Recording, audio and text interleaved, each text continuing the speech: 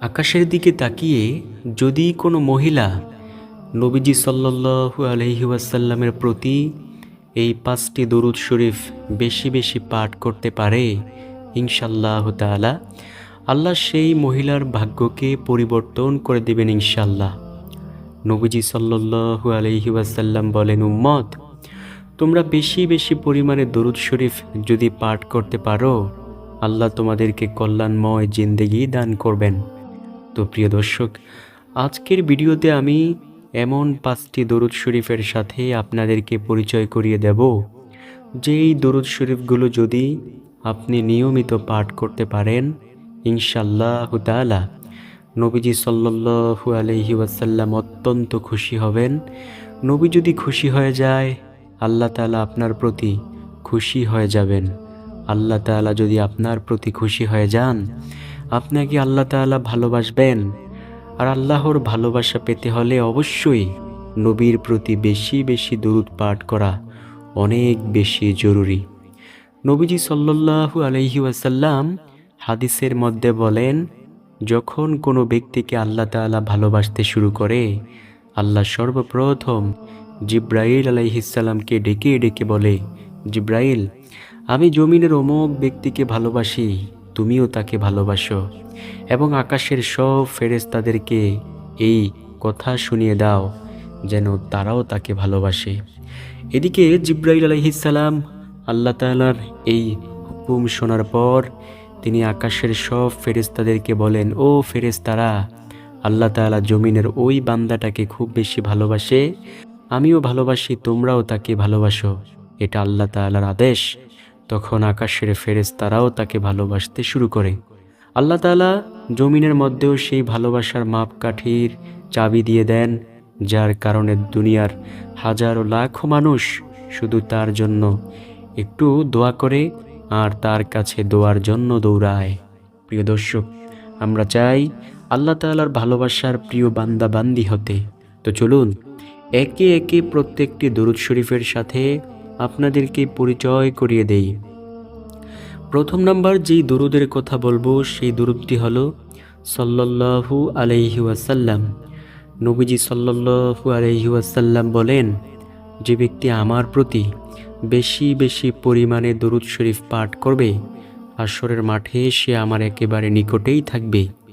প্রিয় দর্শক, সেই মজার মুহূর্তটা কেমন হবে যখন আপনি নবীজি সাল্লাল্লাহু আলাইহি ওয়াসাল্লামকে নিকটে পাইবেন, তখন আপনার কাছে কেমন অনুভূতি হবে প্রিয় দর্শক। নবীজি সাল্লাল্লাহু আলাইহি ওয়াসাল্লাম বলেন, উম্মত, সুসংবাদ শুনে নাও, যে ব্যক্তি দরুদ শরীফ পাঠ করে আল্লাহ তাআলা তাকে সাথে সাথে 3টি পুরস্কার দান করেন। প্রথম নাম্বার পুরস্কার, আল্লাহ তার আমলনামা থেকে 10টি গুনাহকে সরিয়ে দেন। দ্বিতীয় নাম্বার পুরস্কার, আল্লাহ তাআলা তাকে 10টি রহমত দান করেন। তৃতীয় নাম্বার পুরস্কার হলো আল্লাহ রাব্বুল আলামিনের আদালতে আল্লাহ 10 ধাপ মর্যাদা আল্লাহ বাড়িয়ে দেন। সুবহানাল্লাহ। প্রিয় দর্শক, আমরা যদি বেশি বেশি পরিমাণে দরুদ শরীফ পাঠ করতে পারি, আল্লাহ আমাদের গুনাহগুলোকেও বেশি বেশি পরিমাণে ক্ষমা করে দিবেন। নবীজি সাল্লাল্লাহু আলাইহি ওয়াসাল্লামের প্রতি দরুদ পাঠ করেন স্বয়ং রব্বুল আলামিন। আল্লাহ তাআলা পবিত্র কোরআনুল কারীমের সূরাতুল আহজাবের মধ্যে বলেন, ও আমার বান্দাবান্দি, আমি আল্লাহ ফেরেশতাদেরকে সাথে লইয়া নবীর প্রতি রহমতের দোয়া করি। সারা পৃথিবীর সমস্ত মুফাসসিরিনে কেরামগণ একমত যে এইখানে আল্লাহ তাআলা রহমতের দোয়া বলতে দরুদ পাঠের কথা বলেছেন। প্রিয় দর্শক, আল্লাহ তাআলা যদি নবীর প্রতি দরুদ পাঠ করতে পারেন ফেরেশতাদেরকে সাথে লইয়া, তো আমরা কেন নবীর প্রতি দরুদ শরীফ পাঠ করতে পারবো না? ইনশাআল্লাহ আমরা পারবো। আল্লাহ আমাদেরকে সেই তৌফিক দান করুক। প্রিয় দর্শক, তো আমরা প্রথম নাম্বার দরুদ শরীফ পাঠ করব সাল্লাল্লাহু আলাইহি ওয়াসাল্লাম। নবীজিকে ভালোবাসতে চাইলে অবশ্যই দরুদ পাঠ করতে হবে। নবীকে ভালোবেসেছিলেন সাহাবায়ে কেরাম রাদিয়াল্লাহু তাআলা আলাইহিম আজমাইন। নবীকে ভালোবেসেছিলেন হযরত বেলাল রাদিয়াল্লাহু তাআলা আনহু। নবীকে ভালোবেসেছিলেন হযরত হানজালা রাদিয়াল্লাহু তাআলা আনহু। তিনি নতুন বিবাহ করেছেন। বিবাহের রাতে তার উপর গোসল ফরজ হলো। তিনি ফরজ গোসল করার জন্য যখন গোসলখানায় ঢুকলেন, এমন সময় কে যেন ডেকে ডেকে বলতেছে, নবীজি সাল্লাল্লাহু আলাইহি ওয়াসাল্লাম শহীদ হয়েছেন কাফেরদের হামলার মধ্যে পড়ে। ওই হানজালা রাদিয়াল্লাহু তাআলা আনহু এই কথার আওয়াজ শুনে সাথে সাথে তার বিবির সামনে গেল, গিয়ে বলল, বিবি, আমি চলে যাইতেছি, নবী নাকি শহীদ হয়েছেন। নবী যদি দুনিয়ায় না থাকে আমি হানজালা বেঁচে থাকার কোনো অধিকার নেই। ও বিবি, আমি চলে গেলাম, তুমি আমার প্রতি কোনো কষ্ট রাখিও না। এই নাও আমার কাপড় চোপড়গুলো, আমি চলে গেলাম। হাশরের মাঠে যদি আমি শহীদ হয়ে যাই, হাশরের মাঠে তুমি শহীদের স্ত্রী বলে পরিচয় দিতে পারবে। বিবি বলল, ও স্বামী আমার, আমি আপনাকে এখন পর্যন্ত ভালো করে তেমন দেখলামও না। আসুন আমি একটু আপনাকে দেখে নেই, আপনিও একটু আমাকে দেখে নেন। হানজালা রাদিয়াল্লাহু তাআলা আনহু বললেন, ও বিবি, আমি যদি তোমার দিকে তাকাই তাহলে হয়তো বা একটু মায়া হয়ে যেতে পারে। আমি চাই না নবীর চেয়ে তুমি বেশি মায়া হও। ও বিবি, আমি চলে গেলাম, যদি ভাগ্যে লিখন থাকে হাশরের মাঠে অবশ্যই দেখা হবে। ওই হানজালা রাদিয়াল্লাহু তাআলা আনহু গোসল না করিয়ে একটা দৌড় দিলেন। দৌড়ে গেলেন নবীজি সাল্লাল্লাহু আলাইহি ওয়াসাল্লামের সেই যুদ্ধের ময়দানে। গিয়ে তিনি সেইখানে শহীদ হয়ে গেলেন। কিছুক্ষণ পর নবীজি সাল্লাল্লাহু আলাইহি ওয়াসাল্লামকে খোঁজাখুঁজি করে সাহাবে কেরাম রাদিয়াল্লাহু তাআলা আলাইহিম আজমাইন পাইলেন। সাহাবীরা নবীজিকে উঠে বসাইলেন। নবীজি আহত অবস্থায় বসলেন। নবীজি সাহাবীদেরকে হুকুম করলেন, ও সাহাবীরা, দেখো তো আমার কোন কোন সাহাবী শাহাদাত বরণ করেছে, তাদেরকে তোমরা বিনা গোসলে দাফনের ব্যবস্থা করো। সব সাহাবে কেরাম সাহাবীদেরকে খুঁজে খুঁজে বিনা গোসলে দাফন দেওয়ার ব্যবস্থা করতেছেন। এমন সময় একজন মহিলা এসে বলল, ও আল্লাহর রাসূল সাল্লাল্লাহু আলাইহি ওয়াসাল্লাম, আপনি একটা কথা শুনুন। শুনুন নবী, আমার স্বামী হানজালা রাদিয়াল্লাহু তাআলা আনহু সে ফরজ গোসল করার জন্য সে যখন গোসলখানায় গিয়েছিল, কে যেন তাকে ডেকে ডেকে বলেছে যে আপনি নাকি কাফেরদের হামলায় শহীদ হয়েছেন। নাউজুবিল্লাহ। ও নবী, আপনি আপনি তাকে বিনা গোসলে দাফন দিয়েন না। নবী, সে অবশ্যই শহীদ হয়েছে, তাকে খুঁজে গোসল করাইয়া তারপর দাফন করিয়েন, কারণ তার উপর গোসল ফরজ। নবীজি সাল্লাল্লাহু আলাইহি ওয়াসাল্লাম এই কথা শোনার পর সাহাবীদেরকে ডেকে ডেকে বললেন, সাহাবীরা, তোমরা দৌড়ে যাও, দেখো তো হানজালা কি আসলেই শহীদ হয়েছে কিনা। দৌড়ে সব সাহাবীরা গেল। সাহাবীরা গিয়ে দেখলো হানজালা রাদিয়াল্লাহু তাআলা আনহুর লাশ জমিনের মধ্যে পড়ে আছে, কিন্তু তার শরীর থেকে টকটক করে পানি পড়তেছে। তখন সাহাবে কেরাম রাদিয়াল্লাহু তাআলা আলাইহিম আজমাইন নবীর কাছে আয়েশা বলল, ও নবী, আপনার হানজালা রাদিয়াল্লাহু তাআলা আনহু শহীদ হয়েছে, কিন্তু আমরা একটা জিনিস তাকিয়ে দেখলাম, ফোঁটায় ফোঁটায় তার শরীর থেকে পানি ঝরতেছে। আল্লাহ রাব্বুল আলামিনের কাছে নবীজি জিজ্ঞেস করলেন, আল্লাহ, কেন এমন অবস্থা হানজালার? আল্লাহ বলেন, ও নবী, আপনার কোনো পেরেশানির কোনো কারণ নেই, আপনার তাকে গোসল করানোর প্রয়োজন নেই। আমি আল্লাহ ফেরেশতাদের মাধ্যমে হানজালার গোসল জান্নাতের পানি দিয়ে করিয়ে দিয়েছি। সুবহানাল্লাহ। প্রিয় দর্শক, নবীকে ভালোবেসে দুনিয়াতে কেউ ঠকে নাই, পরকালের জিন্দেগিতেও ঠকবে না ইনশাল্লাহ। আল্লামা শেখ সাদী রহমাতুল্লাহি আলাইহি পারস্যের কবি।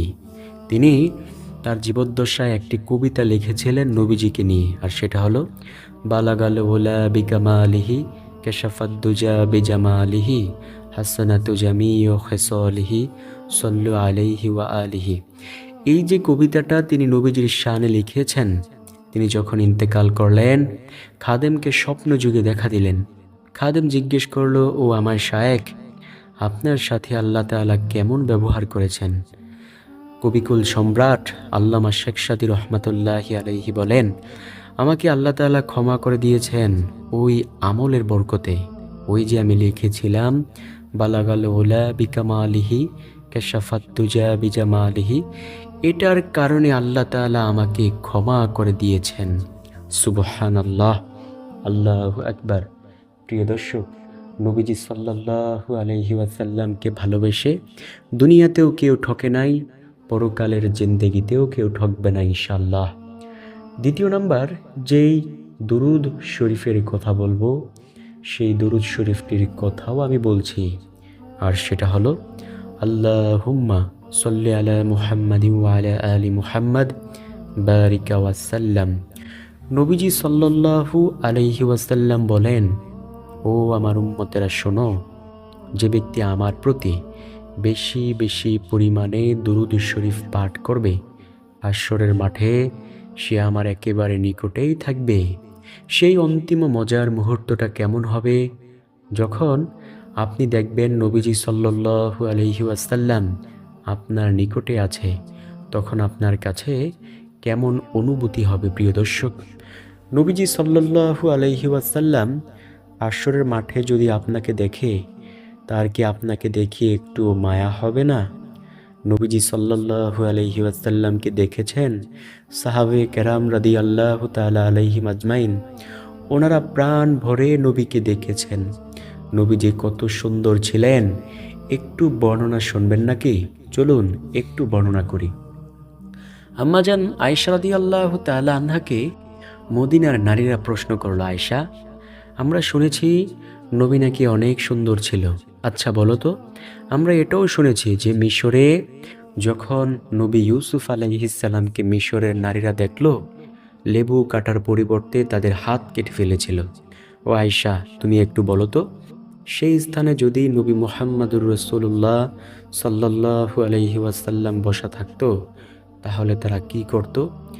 আম্মাজান আয়েশা রাদিয়াল্লাহু তাআলা আনহা বলেন, ও মদিনার নারীরা শোনো, সেই জায়গায় যদি নবীজি সাল্লাল্লাহু আলাইহি ওয়াসাল্লাম বসা থাকতো, তাহলে হাত কাটার পরিবর্তে তাদের কলিজা পর্যন্ত কেটে টুকরো টুকরো করে দিত। এত সুন্দর ছিল আমাদের মায়ার নবী সাল্লাল্লাহু আলাইহি ওয়াসাল্লাম। আর সেই নবীকে আমরা চিনলাম না, সেই নবীর গুণগান গাইতে আমরা রাজি না, সেই নবী কিভাবে চলেছেন সেটা আমরা অনুকরণ করতে রাজি না। যদি অনুসরণ করি তাহলে তো ভালো মানুষ হয়ে যাইতে হবে, আমরা তো আর চাই না ভালো মানুষ হতে। এই দুনিয়ায় এখন 100 জন মানুষের মধ্যে 99 জন মানুষই বদকার, একজন মানুষ খুঁজে খুঁজে পাওয়া যাবে একটু আমলওয়ালা। আমি আমার নিজের কথা বলতেছি প্রিয় দর্শক, দৈনন্দিন জীবনে যেই গুনাহের কাজ করি, এই গুনাহের জিন্দেগি লইয়া যদি কবরে যাই, আল্লাহ তাআলা বলবেন তোমার জন্য জাহান্নাম অবধারিত। তাই আমরা কান্না করে করে নবীর প্রতি বেশি বেশি দুরূদ পাঠ করব। আল্লাহুম্মা সাল্লি আলা মুহাম্মাদি ওয়া আলা আলি মুহাম্মাদ বারিকা ওয়াসাল্লাম। 3 নম্বর যেই দুরূদ শরীফের কথা বলবো, সেই দুরূদ শরীফটিও দামি। নবীজি সাল্লাল্লাহু আলাইহি ওয়াসাল্লাম বলেন, যদি কোনো ব্যক্তি একবার এই দুরূদ শরীফ পাঠ করতে পারে, আল্লাহ রাব্বুল আলামিনের 70 জন রহমতের ফেরেশতা 1000 দিন পর্যন্ত অনবরত শুধু তার আমলনামায় নেকি লিখতে থাকবে। সাহাবায়ে কেরাম তো ছিল অনেক বেশি আমলওয়ালা। সাহাবায়ে কেরাম বলল, ইয়া রাসূলুল্লাহ, বলুন আপনি কোন সেই দুরূদ? নবীজি সাল্লাল্লাহু আলাইহি ওয়াসাল্লাম বলেন, যদি কোনো ব্যক্তি বলে জাযাল্লাহু আন্না মুহাম্মাদান মা হুয়া আহলুহু, আল্লাহ রাব্বুল আলামিনের 70 জন রহমতের ফেরেশতা 1000 দিন পর্যন্ত অনবরত শুধু তার আমলনামায় নেকি লিখতে থাকবে। সুবহানাল্লাহ, আল্লাহু আকবার। নবীজি সাল্লাল্লাহু আলাইহি ওয়াসাল্লাম এমনটাই বলেছেন প্রিয় দর্শক। তাই আমরা যদি একবার বলতে পারি জাযাল্লাহু আন্না মুহাম্মাদান মা হুয়া আহলুহু, আল্লাহ তাআলার 70 জন রহমতের ফেরেশতা 1000 দিন পর্যন্ত অনবরত শুধু তার আমলনামায় নেকি লিখতে থাকবে। সুবহানাল্লাহ, আল্লাহু আকবার। প্রিয় দর্শক, আল্লাহ তাআলার কাছে কোনো জিনিসের অভাব নেই, কোনো জিনিসের অভাব নেই। আমরা শুধু চাইতে জানি না, এজন্য আমরা পাই না। যদি আমরা সুন্দরভাবে চাইতে পারতাম, তাহলে অবশ্যই আমরা পেয়ে যাইতাম, কিন্তু আমরা তো চাইতে পারি না। আমরা চাই কার কাছে? ওই দুনিয়ার কোনো মানুষের কাছে গিয়ে চাই, কোনো পীর বাবার কাছে চাই, তারপর কোনো মাজারের কাছে চাই, এগুলো সম্পূর্ণ শিরক। একমাত্র চাইবো আল্লাহ তাআলার কাছে, কোনো মাজারের কাছে চাইবো না, কোনো পীর বাবার কাছে চাইবো না। দেওয়ার মালিক আল্লাহ তাআলা। ওই পীর বাবার কাছে যে আমরা চাইবো, ওই পীর বাবাই তো আল্লাহ তাআলার কাছে চায়। প্রিয় দর্শক, এটা কি আমাদের মাথায় আসে না? একজন অলির দরবারে এক ব্যক্তি গেল, গিয়ে বলল, ও আল্লাহর অলি, আপনি আমাকে এই জিনিসটা দান করেন। তখন ওই আল্লাহ তাআলার অলি তাকে কিছুই বলল না। কিছুক্ষণ পর তাকে নিয়ে মুনাজাত ধরল এবং ধৈরা আল্লাহ তাআলার কাছে কান্না করে করে বলতে লাগলো, আল্লাহ আপনি আমাকে এটা দেন। তখন ওই ব্যক্তি মনে মনে ভাবল, হায় রে, আমি যেই অলির কাছে চাইলাম, কিন্তু অলি তো আল্লাহ তাআলার কাছে চাইল, তো আমি কেন অলির কাছে চাইব? আমি তো চাইব ওই মহান মালিকের কাছে, যেই মহান মালিকের ইবাদত করে করে মানুষ অলি হয়ে যায়।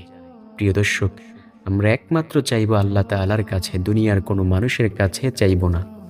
4 নম্বর যেই দুরূদ শরীফের কথা বলবো, সেই দুরূদ শরীফটি হলো নবীজি সাল্লাল্লাহু আলাইহি ওয়াসাল্লামের একজন প্রিয় সাহাবী, নাম তার আবু হুরায়রা রাদিয়াল্লাহু তাআলা আনহু। নবীজির ওই প্রিয় সাহাবী বলেন, ও দুনিয়ার মানুষ শোনো, আমি নবীজি সাল্লাল্লাহু আলাইহি ওয়াসাল্লামের পবিত্র জবান মুবারক থেকে শুনেছি, যদি কোনো ব্যক্তি শুক্রবার জুমার দিন আসরের নামাজের পর যেই স্থানে বৈশা সে আসরের নামাজটুকু আদায় করেছে, ওই স্থানে বৈশাই যদি এই দুরূদ শরীফ মাত্র মাত্র 80 বার পাঠ করতে পারে, আল্লাহ রব্বুল আলামিন তার 80 বছরের গুনাহকে ক্ষমা করে দিবেন। 80 বছরের ন্যাক তার আমলনামায় যোগ করে দিবেন।